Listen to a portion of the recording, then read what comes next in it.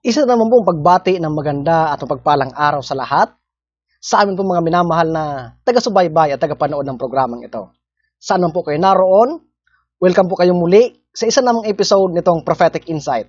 At sana po ako inyong samahan muli sa loob ng ilang minuto upang magbigay sa inyo ng update tungkol sa mga napapanahong usapin ngayon na pinag-uusapan sa buong mundo. Ano po? Subalit, bago tayo pumalaot sa ating pag-aaral, tayo muna ay sumandaling manalangin.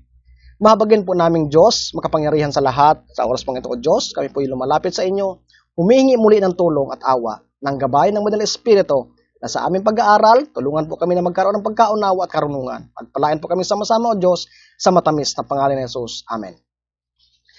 Sa pagkakataon pong ito mga kaibigan, mga kapatid, ang ating pag-aaral ay nakasentro sa napapanahong usapin ngayon sa buong mundo. Na ito po ay may kinalaman dito sa tinatawag na climate change. Subalit ang tanong dito, ito nga bang climate change ay totoo?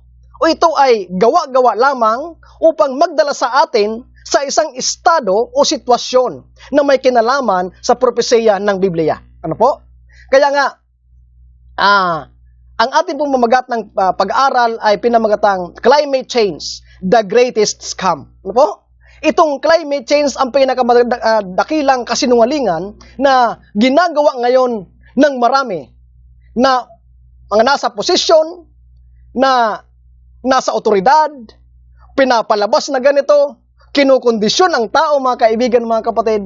Subalit, kung titingnan po natin ang propesiya ng Biblia, hindi lamang ito o siyang ordinaryong usapin, no? Na magsasabi na kailangan nating pansinin ito sapagkat kung hindi, ito ay magdadala sa atin ng isang malaking trahedya, kundi ito mga kaibigan, mga kapatid, ay magdadala sa atin sa isang sitwasyon na ano po, na may kinalaman sa propesiya ng Biblia, na ito po ang pag-aaral natin ngayon.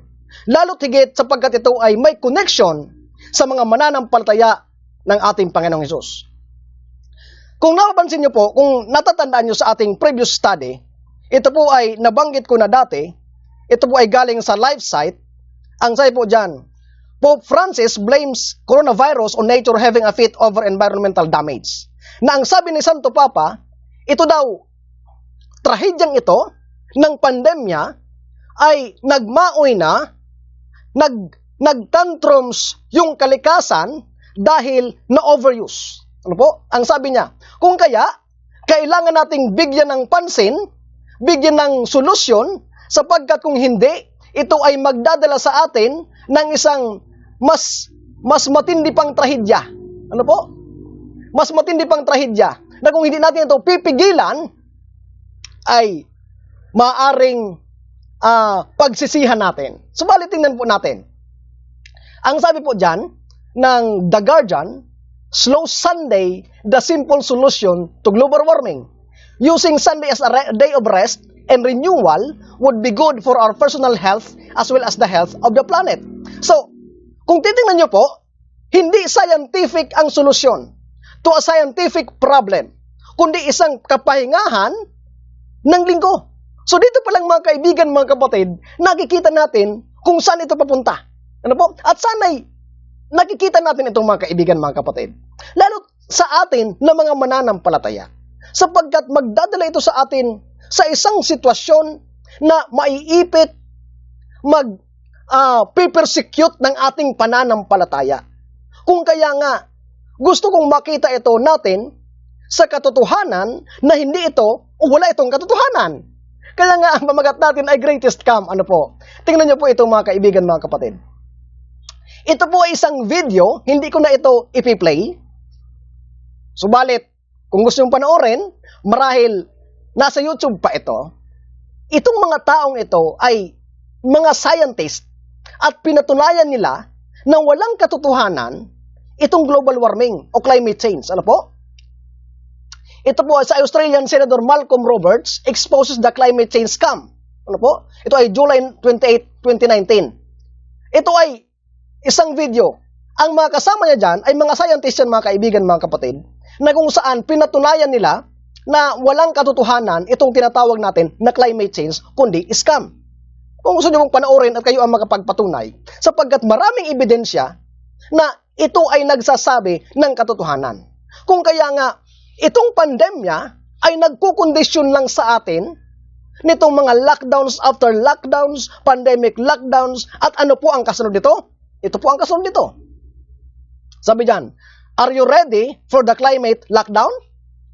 After the pandemic lockdown, here comes the climate lockdown. Ang sabi dyan, how would governors in the federal government impose climate lockdowns? Simple. By declaring the climate change is an immediate public health and national security crisis, and using the same authority granted to them by the public health departments to implement under the same guidelines they did for COVID-19. Bernie Sanders and AOC announced a bill suggesting as much yesterday. Ano po? Ito po ay February, ngayon taon lang, 2021. Ano po sabi ng Spectator? So makikita natin mga kaibigan na yung mga lockdowns noon ay hindi lamang basta-bastang lockdowns, kundi tayo ay kinukondisyon dito sa climate lockdowns. Bakit mga kaibigan? Sapagkat ang sabi mga kaibigan ng National Catholic Reporters, 2021 seen as the year to make up lost ground on climate change. And within the Catholic Church, it means making up momentum to begin a wider, deeper implementation of Pope Francis 2015 encyclical Laudato Si on care for our common home. Kung matatandaan niyo po mga kaibigan, mga kapatid, ito pong Laudato Si, encyclical ni Pope Francis, walang ibang focus kundi bringing Sunday law to the front. Ano po? Kung kaya nga sabi niya doon, in the catechism, katulad ng Yom Kippur ng Jewish people, how they celebrated the Yom Kippur on Sabbath, na nagkukos ng pagbaba ng carbon dioxide. Sabi niya, ito din ang gawin natin. But, yung Yom Kippur ay Saturday, subalit sa kanya ay Sunday. Diba? So makikita natin na itong Laudato Si na proposal ni Pope Francis ay pagdala ng Sunday law. Ang sabi po dito, ito po ay February 18, nakaraang buwan lang ng ICN, Zoom retreats on Burbank Hall, Living Laudato Si. Following the popularity of their October and January Zoom retreats, Living Laudato Si, your parish and your planet, Burbank Hall is making the most of continued lockdown to offer two more, 12th, 15th, March, and 16th to 19th of April. So, itong mga kaibigan ay panukala na nila, Living the Laudato Si. Na yung lockdown ay hindi lamang special any other day, but they want to make it especially on Sundays. Kung kaya nga sa ating previous study mga kaibigan, ipinakita ko na katulad ng Barbados, katulad dito sa Pilipinas, itong General Santos City, ng Davao, they have Sunday lockdowns, conditioning the people to live the Laudato Si. Ano po? In reference to the lockdowns of the COVID-19 pandemic. Nakita niyo po? So ginamit lang sangkalan itong pandemya, itong climate change to bring to us this Laudato Si, which is Sunday law observance or Sunday sacredness kung tawagin. Ano po mga kaibigan, mga kapatid? Kaya nga, ito po ay galing sa La Razon, sabi dito, since when do you rest on Sunday? The Sunday rest law has been in force for more than 100 years. Sabi nung pahalang ito nung March 3, 2021. The one known to all as Sunday rest law has been in force since 1904. On March 4, however, some possibility of this happening had already been outlined before. So, pinapakita sa atin mga kaibigan, mga kapatid, na itong Sunday lockdown, Sunday observance, Sunday rest by law, ay hindi ito new things. Ano po? Kung kaya nga, sabi ni Ecclesiastes, there's nothing new under the sun. No? Ito ay pinaunahan na ni Constantine noong 321 AD. Hindi lamang ito, hindi ito bago mga kaibigan. They just want to bring it again to the front ngayon mga kaibigan, mga kapatid. Ano po? Kaya nga, ang sabi dito ng DW, opinion Judaism has belongs in Germany since the beginning. In 2021, Germany marks at least 1700 years of Jewish life along the Rhine and north of the Alps. And a legal decree is dated December 11, 2021, and addressed to the Council of Cologne, Emperor Constantine declared it lawful to appoint Jews to the city governing body throughout the Roman Empire. Another important European anniversary from 321 on this March illustrates just how much Constantine era still shaped our world. It was then that Emperor established Dies Solis, the day of the sun, which eventually became Sunday, as the weekly Roman day of rest, a day after the Jewish Sabbath, Shabbat, a traditional day that many societies still observes today. So makita natin dito mga kaibigan, mga kapatid, na kumbaga ang kanilang panukala ay hindi lamang ngayon nila pinasimulan, but this was originally imposed noong mga panahon pa na ito ay inimpose ni Constantine. Tinawag niya na Dies Solis or Day of the Sun that became Sunday, which became the observance of all other religions, mga kaibigan, mga kapatid. Ito po ay nangyayari. Ano po? Kung kaya nga, ang sabi po dyan, ito po ay sa Massachusetts, MCC urged state leaders to find common ground on climate policy legislation. The Massachusetts Catholic Conference is urging the legislature and Governor Charlie Baker to find common ground on sweeping climate policy legislation to ensure a healthy future for all Massachusetts residents. In January 27, letters sent to several legislators involved with the bill, Massachusetts Catholic Conference Executive Director James Driscoll said that the governor and the legislator share a common goal, namely to fight the climate crisis starting as quickly as possible. So, dito mga kaibigan, pinapakita that some of the states in the US ay talagang parang tipong concern sila dito sa climate change. Pero kung titignan po natin mga kaibigan, if sino ang nasa likod nito, walang iba ito. How dito? In his letter, Driscoll pointed to Pope Francis' words in his 2015 encyclical Laudato Si, where the spoke of the warning climate and its impact on the environment. Humanity is called to recognize the need for changes of lifestyle, production, and consumption in order to combat the warning, or at least the human causes which produce or aggravate it. The Pope said in his encyclical, Driscoll urged the state political leaders to find common ground in the day that followed the enact bill that is vital, providing for a healthy future for all Massachusetts residents in the generation that will follow. At kung titignan nyo mga kaibigan, itong common ground na sinasabi niya for all the Massachusetts residents ay ano po mga kaibigan? To live Laudato Si. Ang common ground natin para mapangalagaan ang ating kalikasan at maibsan ang climate change, ang common ground natin ay ipag-utos, gawing batas, itong Laudato Si, which is Sunday sacredness, na pag-araw ng linggo, walang sino man sa atin ang pwedeng lumabas at magtrabaho. Ano po?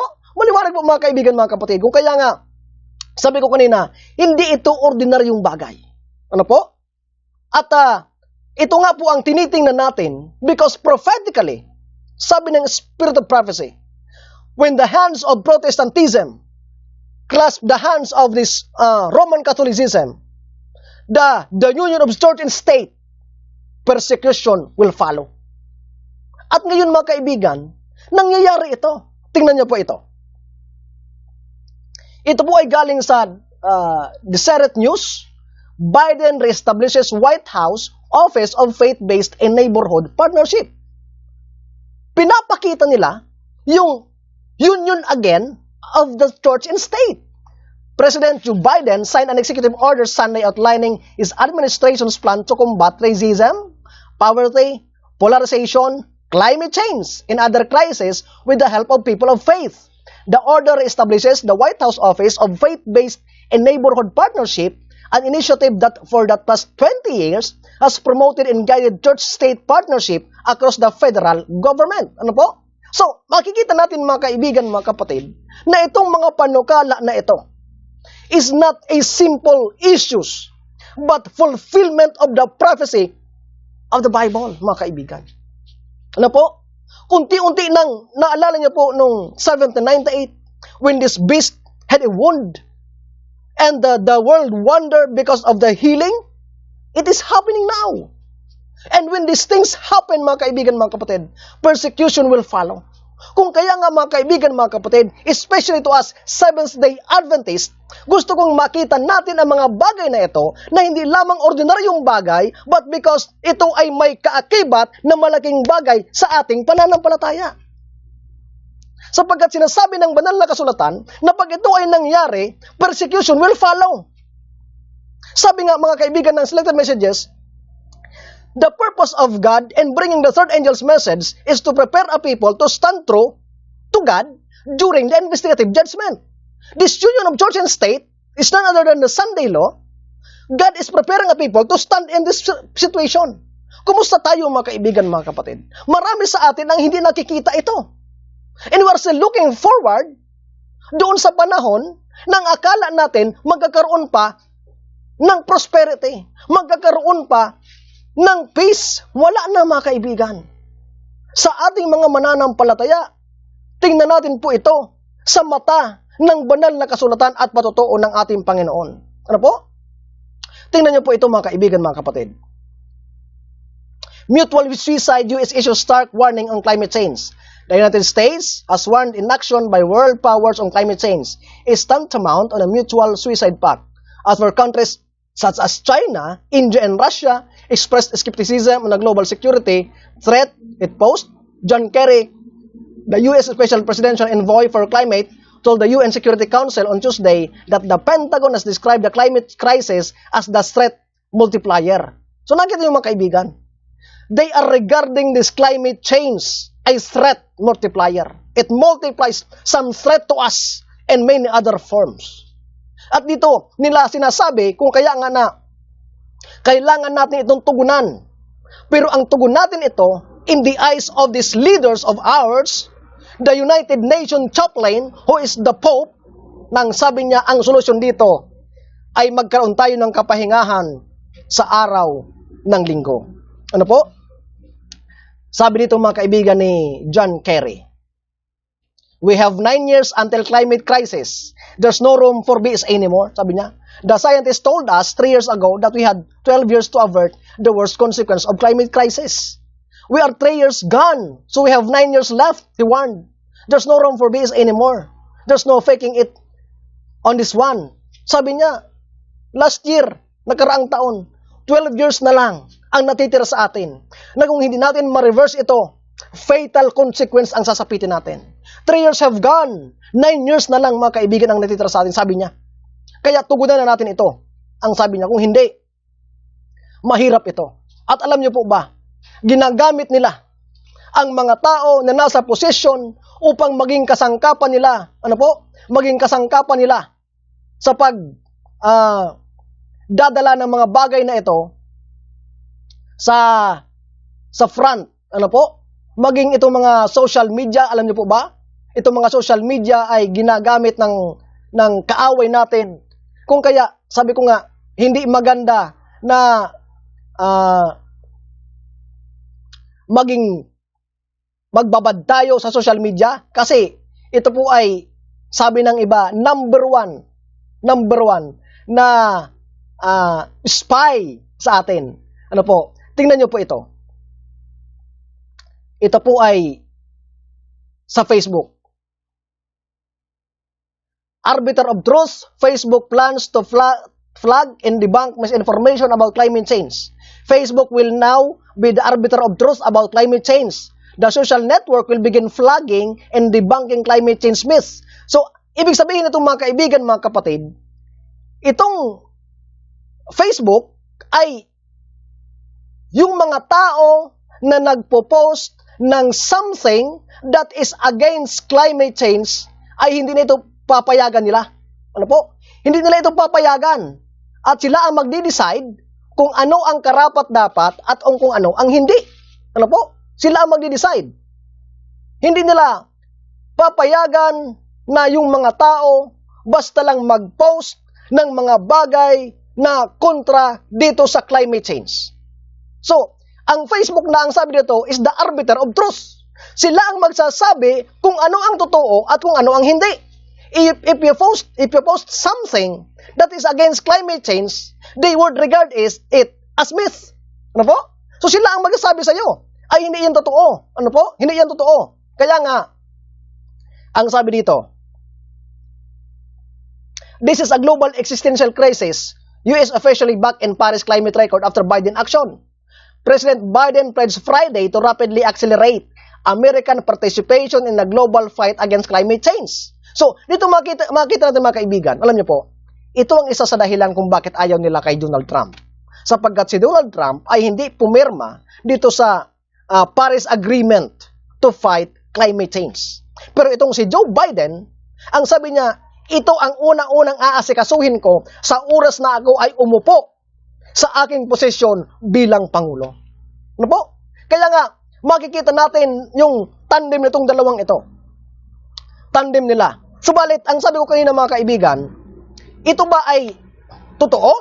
O nangyayari talaga na may climate change? Samantalang pinatunayan ng ilang scientists na ito ay hindi totoo? Mga kaibigan, they just want us to believe. Kung naalala niyo po yung tinatawag na Hegelian dialectic, ano po? Yung thesis, antithesis, and synthesis. They will create an issue. They will ask for solution. If the people cannot make a solution, sila ang gagawa ng solusyon. Ano ang krisis? Climate change. Ano ang solusyon ng tao? Wala. Sila ang gagawa. Ano ang solusyon na gagawin nila? Sunday law. Ano po? Pero hindi ito totoo. Tingnan niyo po ito mga kaibigan. Isa ito sa ginagawa, ano po, nitong mga tao sa posisyon to make us believe that there is really a climate change. Tingnan niyo po. Ito po ay galing sa Forbes magazine. And then, January 11, 2021. A Bill Gates venture aims to spray dust into the atmosphere to block the sun. What could go wrong? Sabi dyan. Microsoft billionaire, founder Bill Gates, is financially backing the development of sun dimming technology that would potentially reflect sunlight out of Earth's atmosphere, triggering a global cooling effect. The stratospheric controlled perturbation experiment, launched by Harvard University scientists, aims to examine the solution by spraying non-toxic calcium carbonate dust into the atmosphere as sun-reflecting aerosol that may offset the effect of global warming. Nakita nyo? Kunyari, para ma-offset yung global warming sapagkat mainit na daw ang araw, they will send this dust-like particle that will hinder the rays of the sun. Ang problema, kung natatanan yung mga kaibigan, mga kapatid, ang sabi nila, lalo ito ni Anthony Fauci, this pandemic will be seasonal. Na pag tag-init, mawawala, pag taglamig, darating. So pag hinarangan mo ang araw at lagi na lang malamig, there will be a rapid incubation of this virus na madaling kakalat at marami ang maapektuhan. No? So kaya nga sabi ko, wala itong katotohanan kundi gawa-gawa lang. Ang sabi dito, dimming the sun could reduce future drought risk in Cape Town but there's a catch. Sabi dito, despite a recent slight decline due to the COVID-19 pandemic, greenhouse gas emission continue to accumulate in the atmosphere. They are projected to rise again once the economy recovers. More radical proposals to reduce climate change risk are being debated. Among these is solar geoengineering. The most commonly proposed solar radiation management technique involves the deliberate injection of sulfur aerosol into the atmosphere. Solar geoengineering is highly controversial and is often framed as a stopgap measure to decrease climate change impacts and buy more time to reduce emission. It's also important to underline that even such an emergency deployment might need to last a century. Sabi dito, in fact, offsetting global warming using solar radiation management could increase drought risk in Asia, the Sahel, the South America. It could also damage the ozone layer and shift the geography of vector-borne disease such as malaria. So ito mga kaibigan yung good and bad effect nito. Makita natin. No po? Kaya nga ginagawa nila ng paraan para lang mapaniwala ang tao. At isa din mga kaibigan, alam nyo po, kung napapanood nyo sa balita, lately, nagkaroon ng negative zero dito sa Texas. When in fact, for over decades ago, makikita natin na marami ang nagsasabi, this area in the US, which is nasa may boundary nitong mainit na lugar at ng malamig, ay hindi nagyayelo sa kanila. But lately, nag-negative zero sila at ito ang nangyari. Sabi dyan, climate change is real. Biden administration says Texas power crisis shows US unprepared for extreme weather. Sabi niya, yung nangyari sa Texas, sabi niya, totoo talaga ang climate change. At nagpapakita ito na ang Amerika ay hindi pa handa sa mga ganitong pangyayari. Umulan ng yelo at hindi nila maibsan. Ang problema mga kaibigan, mga kapatid, ito po ay available naman sa YouTube. Nung tiningnan ko sa YouTube, nung nakita ko ito sa YouTube, mga kaibigan, may kakaibang nangyari sa kanila. Ano po ito? Tingnan po natin ito, mga kaibigan. Yung ice, yung snow na humulog doon sa Texas, sapagkat there were videos na itong snow, pag ininit mo sa heater, ay nagiging tubig at pwede niyang timplahan ng kape ng iba. But this time around, itong snow na nahulog sa Texas, binilog nila at nung sinindihan, makikita nyo po na hindi ito natutunaw. There was no dripping even. And there was one nga nilagay niya sa oven at hindi natunaw. Ano po? Ibig sabihin, they are saying that this snow was artificial. Ano po? And it is very possible, sapagkat kung natatandaan niyo po mga kaibigan, mga kapatid, itong tinatawag na Gwen Tower sa Amerika at itong HARP sa Alaska, they could alter the climate na nangyayari sa atin. Kung natatandaan niyo po yung Yolanda dito sa Philippines, it was not supposedly sa atin. But because of this HARP, ay dinivert niya yung Yolanda na tumama sa Pilipinas. Kung natatandaan niyo po na one day ay tinagpan ng ulap ang buong Japan because of HARP. And it is possible for us na magkaroon ng ganito para patunayan sa atin na may climate change. Tingnan niyo po ito mga kaibigan. It is very impossible because hindi ito nangyayari sa mahabang panahon. Ano po? Itong baha sa Saudi Arabia, isang desyertong lugar, but lately, last January, twice, 9 and 13 siguro kung hindi ako nagkakamali, bumaha dito na halos ianod ang kanilang mga sasakyan. Ano po? It's very possible. Because of the Gwen Towers in HARP, yung mga tigang na lupa, pwede nilang padalhan ng baha. At yung mga nagbabahang lupa, pwede nilang patigangin. Including itong Saudi Arabia, na isang disyerto, pero kaya nilang padalhan ng baha to make people believe that climate change is real. Ano po? But it is a greatest scam in the history, mga kaibigan, mga kapatid. Why? To bring something na hindi natin masyadong nakikita. Ano po? Kung kaya nga, ang sabi dyan, humans, not nature, are the cause of changes in Atlantic hurricane cycles, new study finds. Ano po? Sabi niya ng CBS News, tao ang may gawa sa mga pagbabagong ito, hindi ang kalikasan, mga kaibigan, mga kapatid. Sapagkat wala na marahil imposible ngayon sa matatalinong tao. Ano po? Na gumawa nito para patunayan sa atin na may something. Sapagkat gusto nilang magdala ng isang bagay sa harapan natin na kanilang proposal para lamang maisulong ang kanilang panukala. Look at this. Ito po ay sa Barbados. As of 1st March, Sundays will be a rest day in Barbados. Nakita niyo po? Ito ang panukala nila. Hindi yung ano pa man. They will fight something scientific with non-scientific. What is the sense? Kundi pinapaniwala lang tayo ng scam na ito para maisulong nila ang kanilang pakay na dalhin sa ating harapan ang Sunday observance bilang common ground nila at magdadala ito ng persecution sapagkat ang punterya ng kaaway ang lingkod ng Diyos sa huling kapanahunan. Dispute flares up as Turkish tradespeople want malls closed on Sunday. Ito po ay sa Turkey. Ano po? Gusto rin nila na isara sa linggo. Even dito sa Pilipinas. Ito po ay Sunstar Cebu. Espinosa reimposed the Blue Sunday Law. Ano po? Alam niyo po ang Blue Sunday Law? Ano po? Maliwanag yan. Sabi ni Elias Espinosa, ibalik natin ang Blue Sunday Law dito sa Cebu.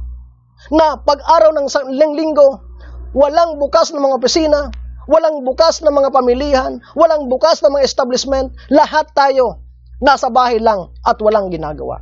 Ano po? Hindi lamang yan dito. Pinag-uusapan sa buong mundo mga kaibigan, mga kapatid. Kung kaya nga, ang sabi ng CBN News, climate scientist pandemic lockdowns needed every 2 years to meet Paris Agreement. No? Ginawa nilang sangkalan mga kaibigan, mga kapatid, itong mga bagay na ito. Ito ay Waco, India. Ano sabi dyan? Save fuel, stay home, zero carbon Sunday, save oil with family Sunday. Waco.org predicts what is next after the pandemic lockdown. Number 2, worldwide cyber lockdown. A world without the internet, that means electricity in other areas for not days, but weeks for devastating economically than COVID. The climate lockdown, and this has to be weekly, zero carbon Sunday. Ano po? Sikaso. Yan ang tawag nila. Para saan? Para po maibsan ang carbon dioxide. No? Kailangan bawat linggo tayo ay magpahinga. Makasave na tayo ng fuel. May panahon pa tayo sa ating pamilya. Yan ang sabi nila. Sikaso, zero carbon Sunday. Ano po? Yan ang panukala nila. Zero carbon Sunday. Pag araw ng linggo, walang magbabiyahe. Walang mga makinarya, walang mga factory na gagana, zero carbon pag linggo, maiibsan ang climate change. Pero ang panukala nila, dalhin lang sa ating harapan ang mga bagay na itong mga kaibigan, mga kapatid. Ano po? Kaya, isa ito sa panukala nila. Ang sabi dyan, low carbon Sunday, taking Sunday as a day of rest, seriously for 52 weeks. A year equates to nearly 10 years over the course of one lifetime of rest that others might not have. Imagine 10 years of planned, restful Sunday. Sunday is instituted for rest, a kind of holiday from work to support our health and refreshment and to encourage us to live differently from every other day. It is also a day with sacred significance to devote to God. Only effective advanced planning ensures that Sunday is not devoted to housework or our job. Make time for it. Ano daw po? Taliwas sa kagustuhan ng Biblia that Sunday is a day of rest. Instituted daw ng Panginoon. No, it was not. Because alam natin na God instituted even from the very beginning that Saturday, Sabbath is a day of rest. Pero sabi ko nga mga kaibigan, mga kapatid, itong mga bagay na ito ay nangyayari lamang dahil may gusto silang dalhin sa harap natin na bagaman nasa propesya. Pero marami sa bayan ng Diyos, kahit sa bayan ng Diyos, ay hindi ito nakikita. Bakit? Ang sabi mga kapatid ng Councils for the Church 335, the Sunday movement is now making its way in darkness. The leaders are concealing the true issue. And many who unite in the movement do not themselves see whither the undercurrent is tending. Its profession are mild and apparently Christian. But when it shall speak, it will reveal the spirit of a dragon. Nakita niyo po mga kaibigan? Sunday movement is making its way in darkness. Kung kaya hindi nakikita ng marami sa atin, because in darkness, nang sabi diyan, even the leaders are concealing the true issue. Ano ang issue? Climate change. Pero walang purpose, Sunday sacredness. Kaya hindi nakikita ng marami. Ang focus ng tao, climate change. Labanan natin ito. Many who unite in the movement do not themselves see whither the undercurrent is tending. Its profession are mild and apparently Christian. No? Christian, pamamahinga. Sabi ni Pope, ito ay makakagaling ng ating relasyon sa Diyos, sa kalikasan, at sa ating kapwa-tao. But when it speak, it will reveal the spirit of a dragon, mga kaibigan, mga kapatid. Ito ang dapat bantayin natin, mga kaibigan, mga kapatid. Ano po? Sana nakikita natin ang lahat ng ito. Sana nakakapagbantay tayo. Sana'y naghahanda tayo. That's why, very important ngayon, mga kaibigan, yung nag-aaral tayo ng salita ng Panginoon, ano yung gabay niya sa atin. One of the solutions na ginawa ng Panginoon sa atin para makaiwas tayo dito, yung country living. Pero marami sa atin ang nagbubulag-bulagan, ang nagbibingi-bingihan because they don't want to live the comfortable life in the cities. Ano po? Saan tayo mga kaibigan, mga kapatid? Sabi dito, huge changes in society needed to keep nature, earth okay. Humans are making earth a broken and increasingly unlivable planet through climate change, biodiversity, loss and pollution, so the world must make dramatic changes in society, economics, and daily life. A new United Nations report says, without nature's help, we will not thrive to even survive. Secretary General Antonio Gutierrez said, for too long, we have been waging a senseless and suicidal war on nature. The result is three interlinked environmental crises. Thus, the 168 pages report title is blunt, Making Peace with Nature. This year is make it or break it year. Indeed, because we risk on things become irreversible is gaining ground every year. Gutierrez said, we are close to the point of no return. Time has totally run out. Ang sabi niya mga kaibigan. So sabi niya, tayong mga tao, ginagawa natin ang ating planeta na hindi na karapat-dapat tirahan. Kaya, gawa natin ng solusyon. Ano ang solusyon nila? Sunday sacredness. Pero ano ang sabi ng patotoo? Sabi ng Testimonies for the Church 9:13, there are not many, even among educators and statesmen, who comprehend the cause that underlie the present state of society. Those who hold the reins of the government are not able to solve the problem of moral corruption, poverty, pauperism, and increase in crime. They are struggling in vain to place business operation on a more secure basis. If men would give more heed to the teaching of God's Word, they would find a solution of the problem that perplexes them. Ano mga kaibigan? Kahit ano pa ang isiping solusyon ng United Nations, kahit gaano pa kagaling ng solusyon na naisip ng United States, gaano pa kagaling ang solusyon na iniisip ni Santo Papa, it is just in vain. Ang solusyon lang dito ay tanging nanggagaling sa ating Panginoon. Ano po? Kaya nga, anumang solusyon ang gawin nila, magiging walang saysay ito. Ang sabi ng Great Controversy, it will be declared that men are offending God by the violation of the Sunday Sabbath, that the sin has brought calamities which will not cease until Sunday observance shall be strictly enforced, and that those who present the claims of the fourth commandment, thus destroying reverence for Sunday, are troublers of the people, preventing the restoration to divine favor and temporal prosperity. Sana mga kaibigan, mga kapatid, nakikita natin ito. Ano po?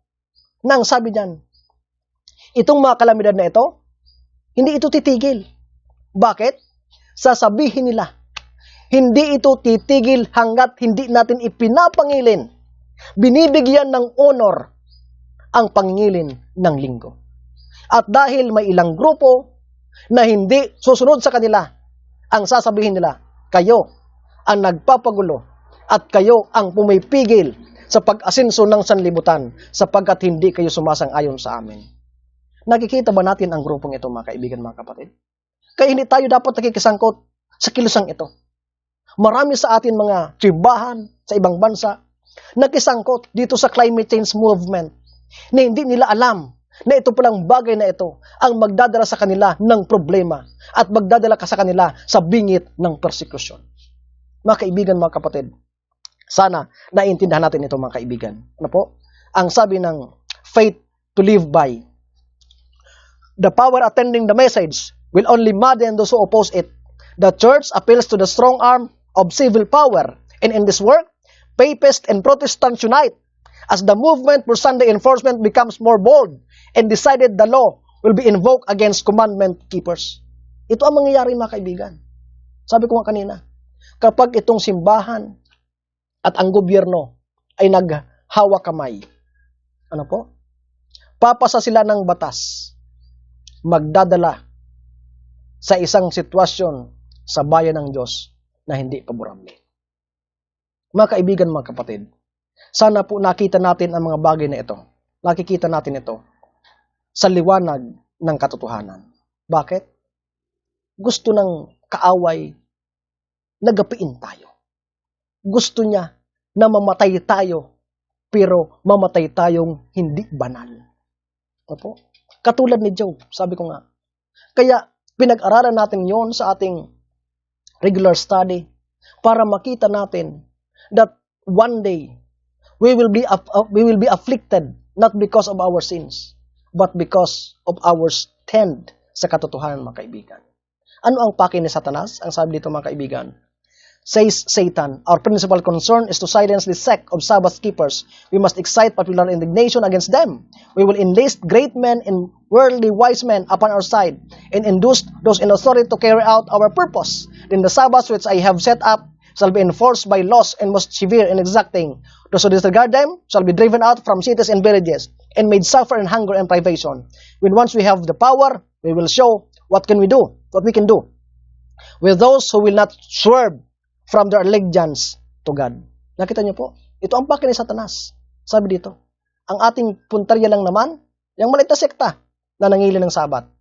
So gagamitin natin, sino? Itong mga great and worldly men, wise, nasa posisyon. Sino? Sabi kanina, si Zuckerberg. No? Na siya nagsasabi kung ano ang tama at mali sa Facebook. Itong mga presidents natin who are proposing this climate change. Sabi ni Satanas, kapag itong aking kautusan, yung Sunday observance, sa kanya yan. May sa batas. Yung mga hindi sumunod, we will be driven them out from the cities and villages to suffer hunger and privation. Kagutom, kasalatan. Ngayon mga kaibigan, ito ay mangyayari. Anong paghahanda ang ginagawa natin? Anong paghahanda? Ano po? Sapagkat ang sabi dito, kapag hindi sila sumunod at hindi nila isinuko ang kanilang pagsunod sa kanilang Diyos, they will suffer a lot. Mga kapatid, mga kaibigan, sana po nakikita natin kung saan ito patungo. At habang nakikita natin kung saan patungo, kaakibat sana ng pagkakitang ito ang ating paghahanda sa ating sarili. Kung kaya nga mga kaibigan, mga kapatid, sabi ko, isang malaking solusyon ng ating Panginoon ang ibinigay sa atin na tayo ay bigyan niya ng payo bilang panukala niya na tayo ay mag-country living. Magtanim tayo. Sapagkat kung nasa syudad tayo at sumapit ang ganitong sitwasyon, tayo ay siguradong magugutom talaga. At marami sa atin, sapagkat hindi sanay, babaliktad at isusuko nila ang katotohanan. At yun ay nakakalungkot na pangitain. Kaya sana mga kaibigan, mga kapatid, nakikita natin ito at may paghahanda tayo sa ating mga sarili. Ang sabi ng Testimonies Volume 5, page 517 o 711, a great crisis awaits the people of God. A crisis awaits the world. The most momentous struggle of all the ages is just before us. The question of enforcing Sunday observance has become one of the national interest and importance. We will know what the result of this movement will be. But are we ready for the issues? Have we faithfully discharged the duty which God has committed to us of giving the people warning of the danger of them? Mga kaibigan, mga kapatid, ito ang tanong sa atin. Kaya nga paulit-ulit ako mga kaibigan, mga kapatid. Sinasabi ng ating mga tagapagturong iba, hayaan mo yan. I-preach mo lang yung gospel na mahal ka ng Panginoon, nagliligtas siya, nagpapatawad siya. But never mind, the Sunday law. Pero sabi dito, a great crisis is awaiting God's people. Ano po? The question of enforcing Sunday observance, Sunday law, has become one of the national interest and importance. Hindi lamang sa atin. Mahalaga ito. Pangmundo, pang buong mundo. Maintindihan lang natin ito pag nandun na tayo. Subalit ang tanong, handa na ba tayo dito? Na-imagine nyo na ba, mga kaibigan, ang sabi ng patotoo? That when this day comes, we will be stripped off of any earthly support? Na-imagine nyo na ba na mawalan kayo ng tubig, mawalan kayo ng kuryente, mawalan kayo ng hospitalization, mawalan kayo ng loan, mawalan kayo ng mga bagay na ito? Na-imagine nyo na ba yung mga kaibigan, mga kapatid? Kung wala kang preparation, paano ka? For sure, ikaw ay susuko ng katotohanan. Kaya pasalamatan natin mga kaibigan, mga kapatid, ang biyaya ng Panginoon na nagtuturo sa atin ng dapat nating gawin. Ano po? Sabi dito, have you faithfully discharged the duty which God has committed to us, giving people warning of the danger about them? May panganib na darating sa atin mga kaibigan, mga kapatid. Anong babala ang ginagawa natin? Marami sa atin walang babala. Anong sinasabi? Small things. Pinapatawad ka ng Panginoon. Mahal ka ng Panginoon. Magtiwala lang tayo sa Panginoon. Isisil tayo ng Panginoon. Basahin niyo po itong Counsels for the Church, chapter 61. Sapagkat yung mga tao nag-iisip niyan ay mahuhulog sila sa patibong ng kaaway. Mga kaibigan, mga kapatid. Ano po? Ang sabi dyan, ng Signs of the Time, January 17, 1884. Men in responsible position will not only ignore and despise the Sabbath themselves, but from the sacred desk will urge upon the people the observance of the first day of the week, pleading tradition and customs in behalf of this man-made institution. They will point to calamities on land and sea, to the storms of wind, floods and earthquake, the destruction by fire, judgment indicating God's displeasure because Sunday is not sacredly observed. These calamities will increase more and more. One disaster will follow upon other, and those who make void the law of God will point to the few who are keeping the Sabbath or the fourth commandment as the ones who are bringing wrath upon the world. This falsehood is Satan's device that he may ensnare us unwary. Nakita niyo po mga kaibigan? Darating ang mga bagay na ito. Mga mapanganib na araw. At isisisi sa atin ng kaaway. Handa na ba tayo sa ganitong mga sitwasyon? May preparation na ba tayo dito mga kaibigan, mga kapatid? Ano po? Ang sabi dyan ng Great Controversy,